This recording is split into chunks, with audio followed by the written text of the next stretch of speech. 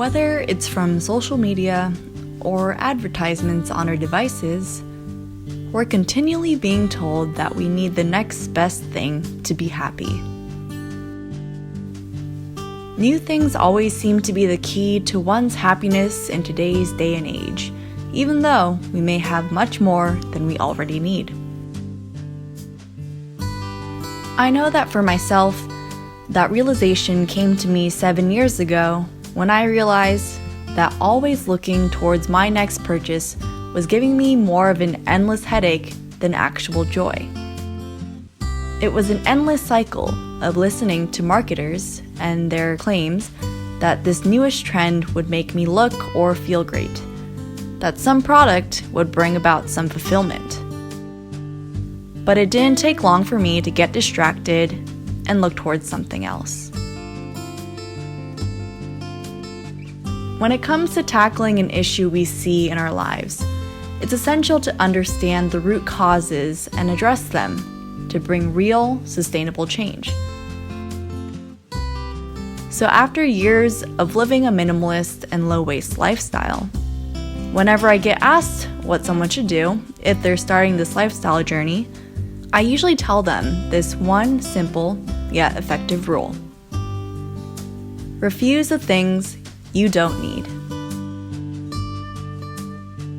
Our consumeristic tendencies can be better controlled if we learn to understand our actual needs versus our wants. I came across Maslow's hierarchy of needs when researching this topic of consumerism back in high school for a speech project, and I still think it's a simple way to understand what human beings truly need. Maslow organizes these needs in a pyramid formation, with the higher needs coming into play once the lower, more basic needs are met. So at the bottom of the pyramid are basic physical needs of air, water, food, rest, and health. Next comes security, including the needs of safety, shelter, and stability. On the third level are social needs, including being loved and having a sense of belonging and inclusion. The fourth level is called ego and includes self-esteem and recognition. And the last level is one of self-actualization, which includes the need for development and creativity. Of course, you can take Maslow's hierarchy with a grain of salt, but I think it outlines quite reasonably our basic needs as human beings. Nowhere does it say that we need the newest gadget or the next best thing. And from personal experience, I can affirm that adding more stuff to our lives does us more harm than good, and often leaves us empty and unsatisfied. So how does this play out in our lives, and what can we do to practically refuse the things we don't need to live more simple yet fulfilling lifestyles? Here are 3 tips to consider if you're trying to better determine your needs versus your wants.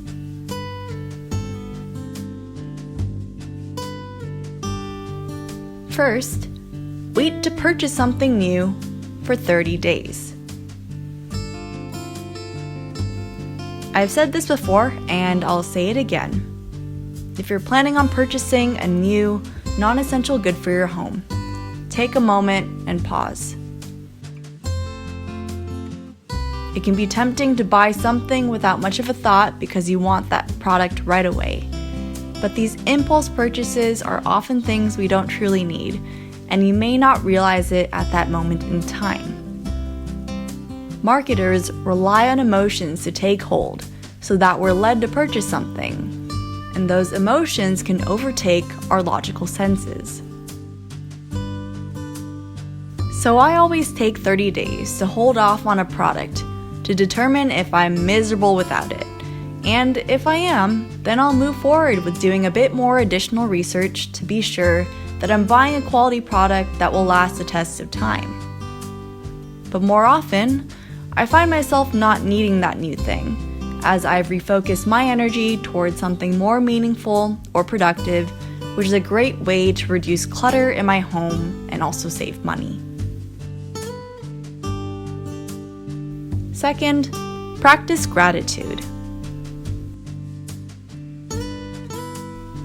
When we're always looking for the next best thing, we may fail to see how much we already have.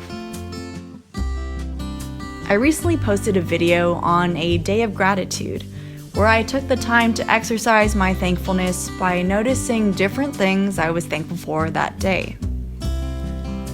Unfortunately, we often forget to practice gratitude and go about our days without much of a thought.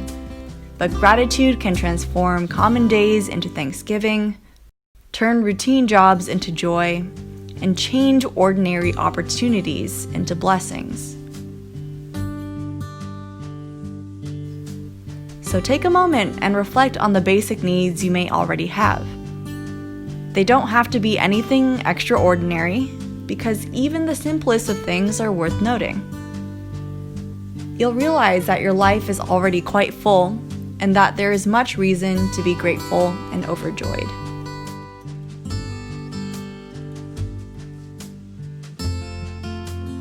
Last, find fulfillment in other areas of your life, not your stuff.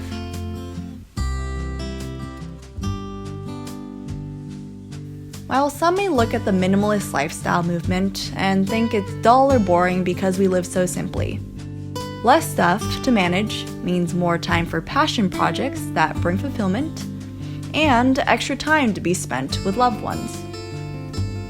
When we're caught up worrying about the next thing to buy or the next trend to chase, we often miss out on valuable time that could be spent doing other activities that help fulfill our actual social or creative needs. I challenge you to take time to schedule more frequent meetups with friends and family, or pursue a hobby that scratches your creative itch. If you look back at your most fond memories, it's often those in which we're having a great time with others, or a challenging adventure or experience that shaped who you are, that brings a smile to our faces. Life is short, and happiness won't come with another new thing in your life. Challenge yourself to live it to the fullest by focusing on what's most important and realize how much you already have. I hope this video blessed you in some way or another, whether it brought some insight or was a good reminder if you're well into your minimalist journey. Let me know in the comments below if you have any questions about minimalist living, and hope you all have a wonderful rest of your day.